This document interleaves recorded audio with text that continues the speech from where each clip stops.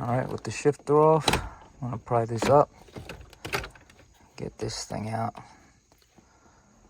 Let's see what's going on in here with that. So we got a bunch of wires, and we're just gonna not touch that. And now we can access these 2 bolts down here. And then this whole thing should pop out with clips. So let's get those out. Alright, with those bolts removed, now we can try prying this out and go around it and try to pop it out. And let's see if we don't break anything. There you go.